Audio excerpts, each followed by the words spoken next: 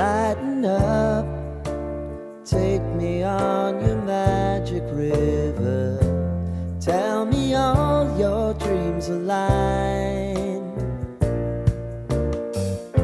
Sign me up and tell me about the people that you know who are trying to feel alive.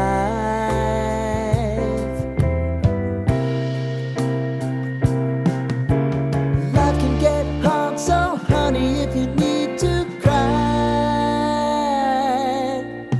just come share my pillow and rain, rain, go away.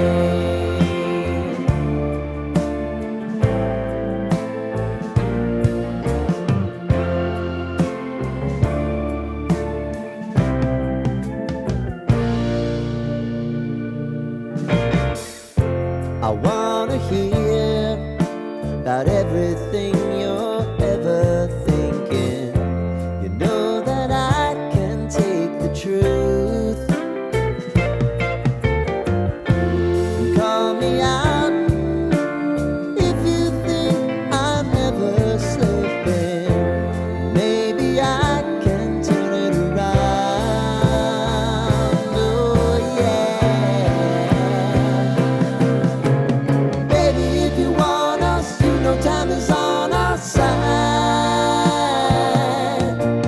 Things are gonna haunt us, we'll just have to put aside. And I'm right here if you just need to cry. Come love, share my pillow, and rain, rain, go away.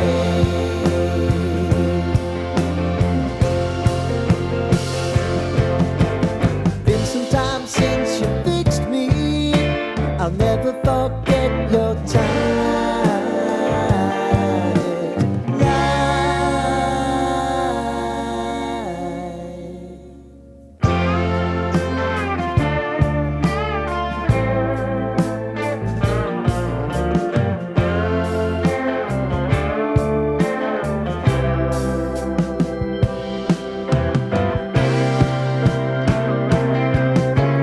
I know if I need it, you'll always believe my eyes.